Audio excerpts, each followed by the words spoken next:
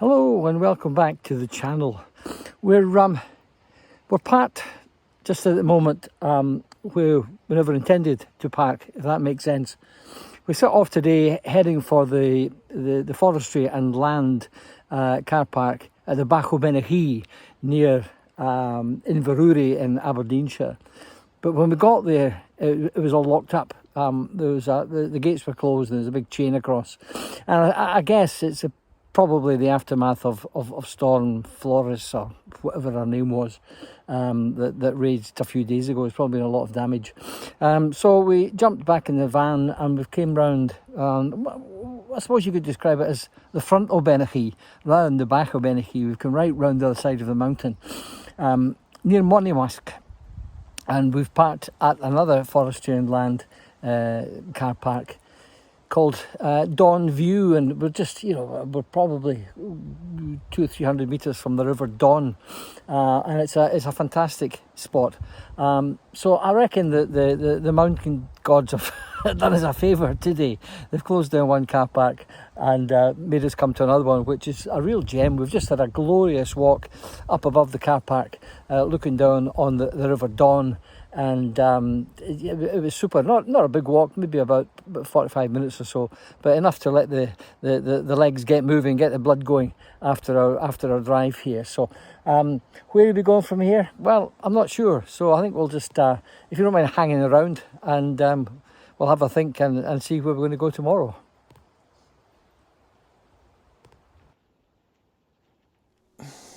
I love using a camper van all year round. I enjoy it in winter and I enjoy it in summer. But sometimes in the summertime, there's an issue that particularly annoys me, and it's in midge season, when you've got the windows closed because the midges are out. And even though I've got this little netting, this homemade netting window, it helps a lot. It keeps the midges out, but it doesn't really let an awful lot of air through. You certainly don't get much of an airflow because of it. And we use the netting up in a skylight, which is more mosquito netting than midge netting. Midges are much smaller, and that helps. You can have the window open there, but you always get a few wee midges coming through.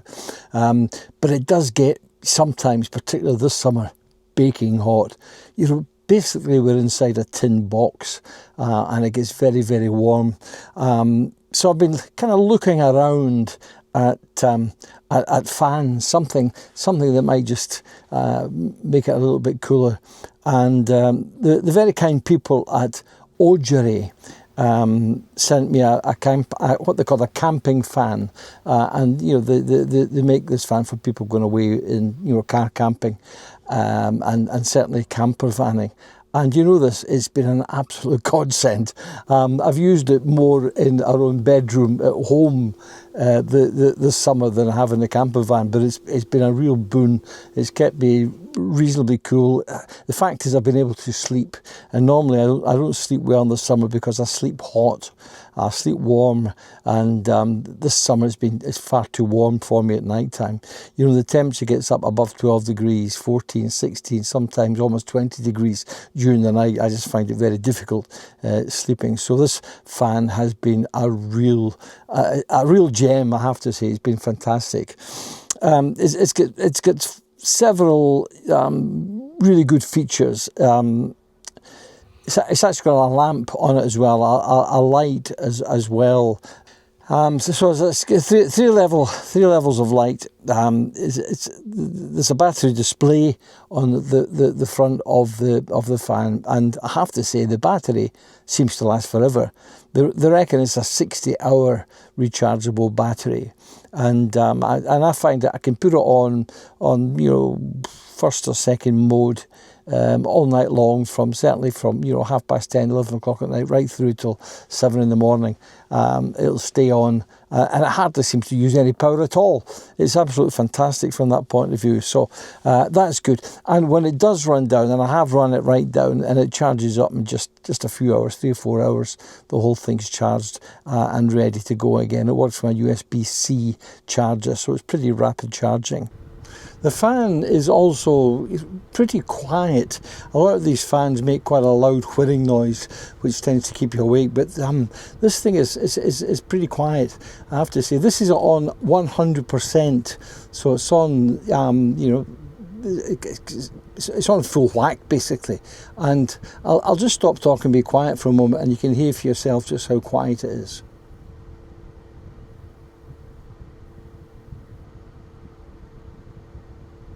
Okay, let me just put it right down to the first level, which is 25%. There you go. And now listen to it, there's virtually nothing.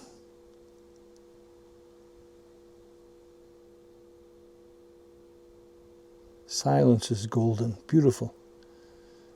It's fantastic. It's got an adjustable wind speed on it, so you can, you get a stronger flow of air or a weaker one.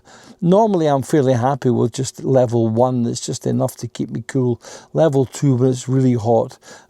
Level 3 I find it creates a bit of a draft, but there may well be situations where it would use that.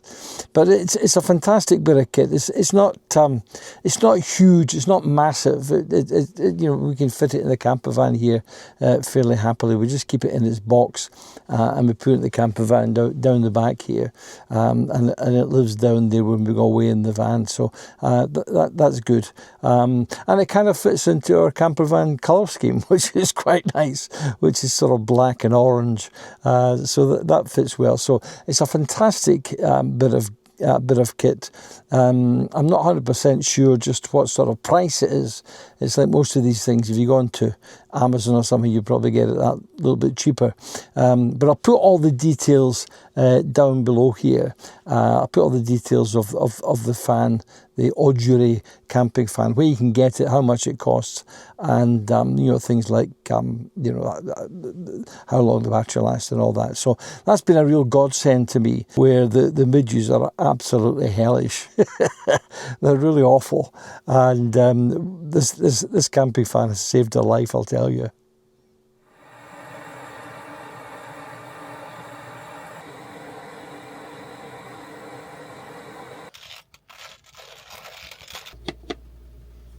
Coffee time. Quite a lot of people have asked me what kind of coffee maker I've settled on for campervan use. I've used a number of different kinds over the years. Well, it's this one. It's very simple. It's the AeroPress. I find it's clean, I find it's efficient, and I'll tell you, it makes a cracking cup of coffee.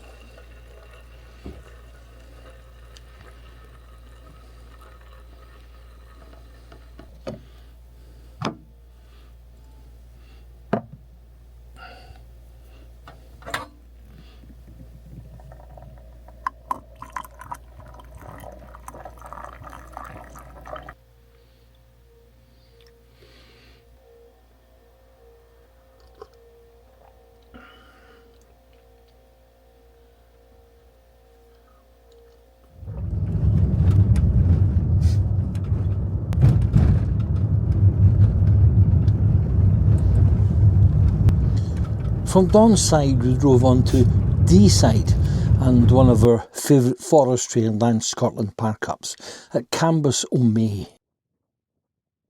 Now the FLS Park the Night scheme has been a real boon for campervanners, even though the prices keep going up and up and up. £10 now for a night parking with no facilities, which is, in my opinion, probably just on the edge of what is acceptable. Having said that, it's a beautiful part of Scotland, and I'd rather stay here than in an expensive, crowded campsite. I wanted to walk down the Deeside Way from Cambus, May to Ballater and back again. It's about a 6-mile walk both ways. Unfortunately, I'd forgotten just how boring long, straight paths can be. A few years ago, I cycled from the English Channel to the Mediterranean through France via the Canal du Garonne and the Canal du Midi. The long, straight canal towpaths drove me absolutely nuts, and never have I been so bored on a bike. And I'm afraid the former rail line, now the Deeside Way, between Cambus May and the Ballater is much the same. We were glad to reach Ballater before turning round and hightailing it back to Cambus May and some dinner.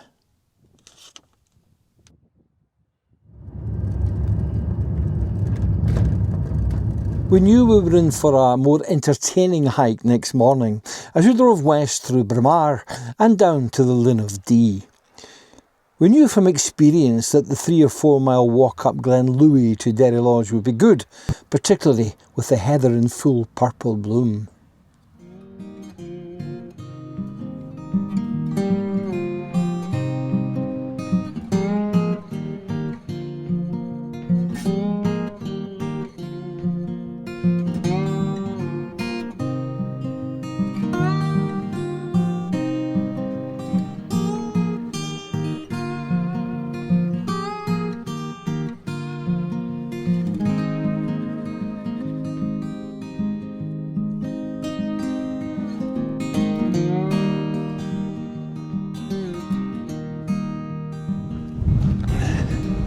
We've moved on this morning from Cambus May, the other side of Ballater, and we drove along Royal Deeside, through Braemar, down through the little hamlet of Inverie and down to Linn of Dee, where we've packed up for the day.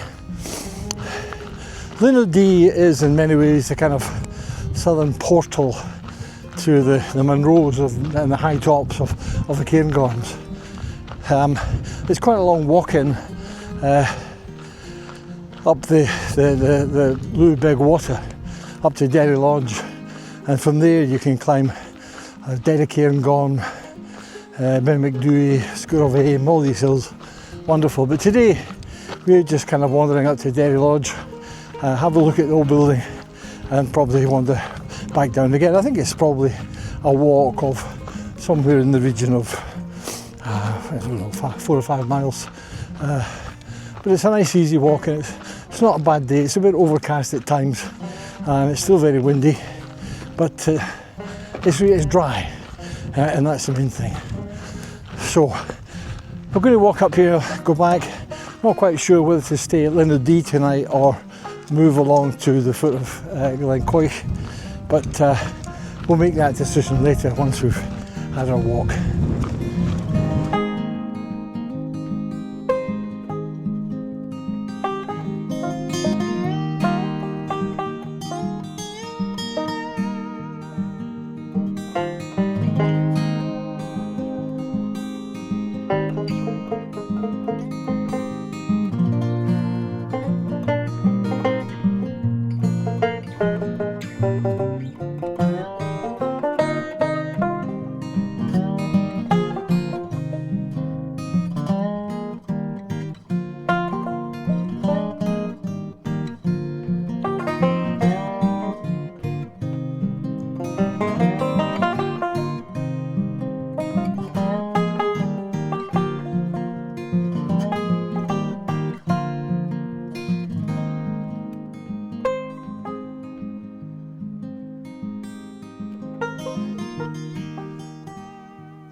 This is Bob Scott's Bothy, and Bob Scott was he was a gamekeeper, stalker, who lived kind of around the corner in Glen Louis Beg, in a little house there, and he had a bothy attached to the house, and he was very, very kind to climbers and hill walkers. He could be scathing if he thought you were being irresponsible, but generally he was very kind to hill walkers and put them up in the bothy, and hosted some wonderful kind of music nights. I remember when I was a youngster, on my very first, well, I don't know, certainly with the first 3 or 4 trips to the Cairngorms, I remember walking around there in winter, and above the wind I could hear music coming from Bob Scott's Bothy.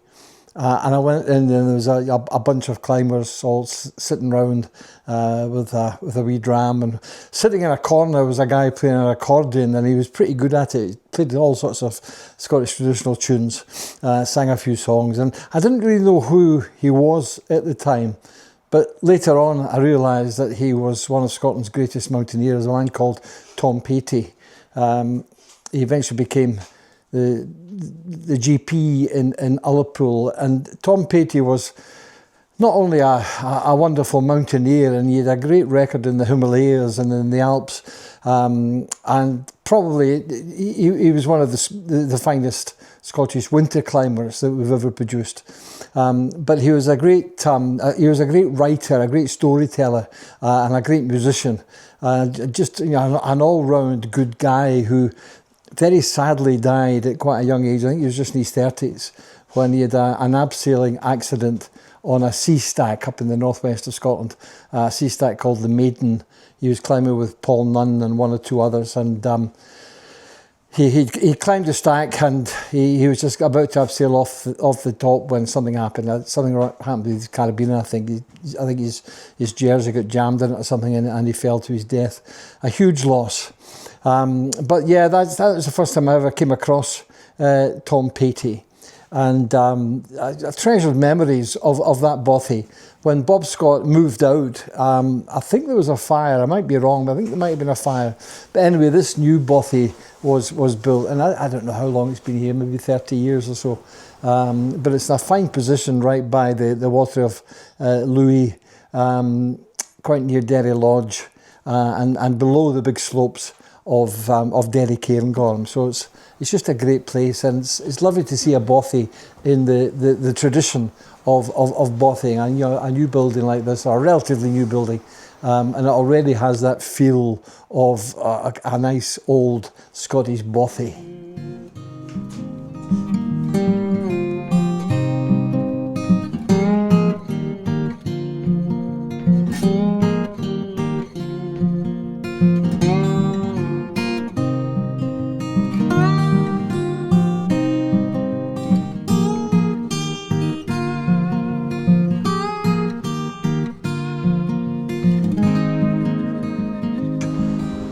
Well, we've reached Derry Lodge, and it kind of brings back a lot of memories coming here. We're at a parting of the ways just beyond Derry Lodge. It's where the path comes over the Larrigan Louis from Rivone, or Glenmore, Rivone. You go over the Larrigan Louis, which is the pass of the calves, and then you come right up here to Derry Lodge, and then you hit the Larrigrue.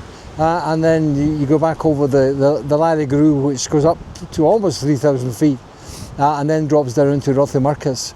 And it's a route Gina and I did several times when we were young and fit.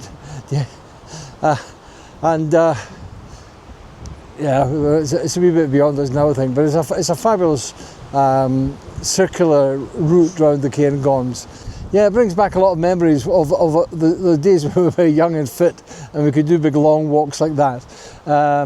It's a fantastic route if you want to get to know the Cairngorms, to come over the Larrigan Louis, the Pass of the Calves, and then return to the north side of the Cairngorms via the Larrigrue, the gloomy pass, as it's known as. It's a fantastic route. It's not the easiest route in the world. The Larrigrue climbs up to almost 3,000 feet, and there's a lot of boulder hopping on the summit of it, but it's well worth doing. And yeah, it's kind of nice to look back on trips like that with great fondness. But we're here at Derry Lodge just now. We're just going to pop up and have a wee look at it. It's an interesting building. All the years I've been coming here to the Cairngorms, I've never actually known Derry Lodge to be open, to be used for anything. I think it's an old shooting lodge, but it's been, certainly I don't know when I first came here, probably mid-70s, I think, when we lived in Aberdeen. We ran the youth hostel in Aberdeen for a few years, and we came up here. And yeah, in fact, it was my oldest son is now 51 or so, and I think he was 3 or something when we walked up here from Linn of Dee with him. It's his first backpacking trip, and we walked up here. We took all day over it, and we camped here for the night, and then we walked back the next day. I think he was 3 or 4 at the time. So yeah, so that made it nearly 50 years ago, 48 years ago, the first time I came here. And I've never known Derry Lodge to be open. I've never known it to be used for anything. And it's a great shame, because it's a fine looking building, and it could have been a great outdoor centre, or some sort of wilderness centre or something. It's owned by the National Trust for Scotland, and it surprises me that that they haven't used it, they haven't opened it up for anything.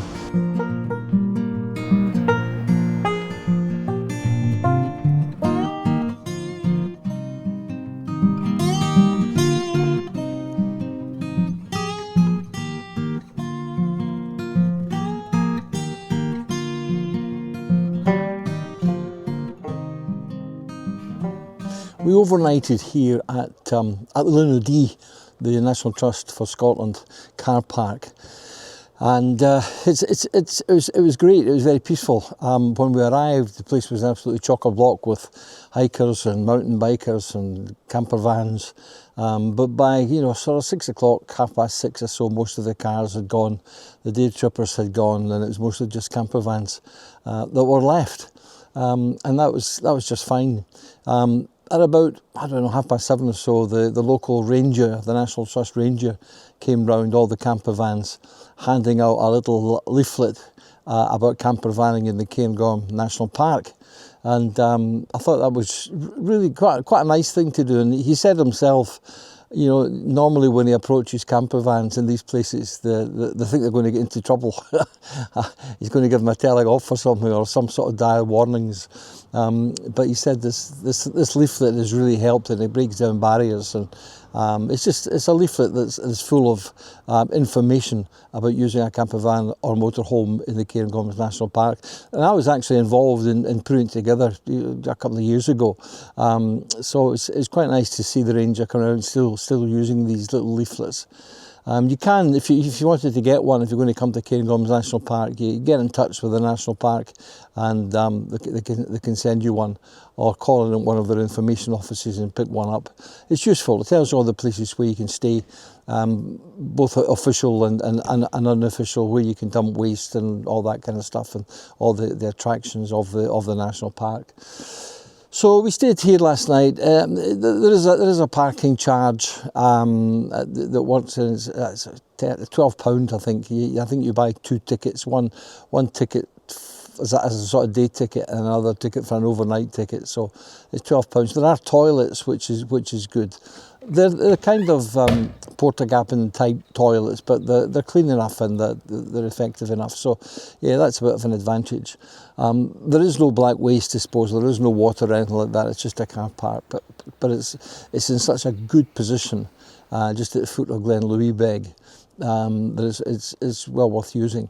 There is another car park the National Trust let you stay at. It's along the road. It's a few miles along the road at the foot of Glen Coich.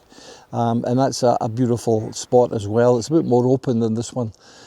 This one's is pretty well wooded, so it's a bit more open along there, and there are lovely walks up the length of Glen Coich. You can go and visit the Earl of Mar's Punch Bowl at the Linn of Coich, which is quite an interesting kind of geological formation in the river.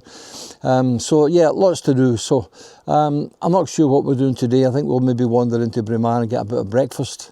I've had my coffee, so I'm all set to go now, and well, we'll see what happens. We'll see what we do later.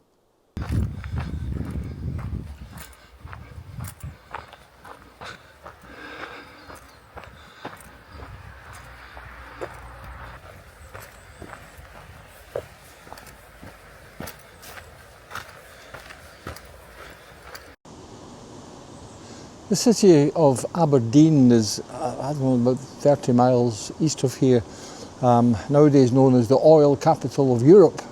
And the River Dee flows into the North Sea at Aberdeen. And the River Dee is actually birthed, its source is high up in the Cairngorms on the Bray Plateau. And it falls over a vast precipice into the Angarth Quarry in the Larrigrew, and then it kind of flows down the Larrigrew and it comes out just along the track here at Linn of Dee, where the young river is squeezed through this narrow chasm of rock, and over the millennia it's carved its way down through this rock into what we see today, and this wonderful gorge of the Linn of Dee.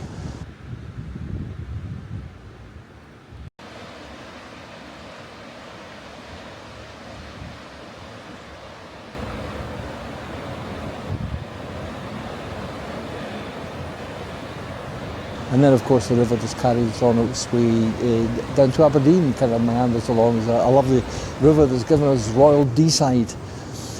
So it's a very special spot here. But if you do come down here, particularly on a wet day, be very, very careful, because these rocks down at the, at the riverside are pretty slippy when they're wet. So, people have been killed here. So take care, please.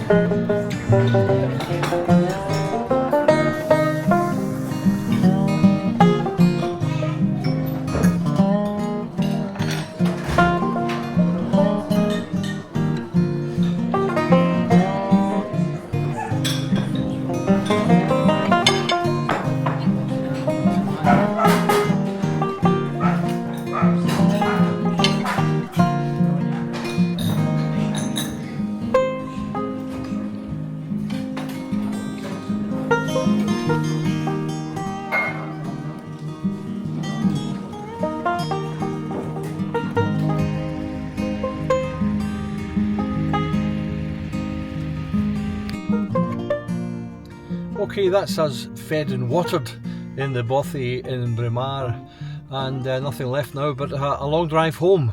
Well, it's not that long, a couple of hours will do it. So again, if you've enjoyed this video, please think about subscribing to the channel. Please give that little button a like. If you do, it really means quite a lot to the algorithm, apparently. And I hope you can enjoy us next time. So enjoy your outdoors, enjoy your camper van, and we'll see you soon. Bye bye.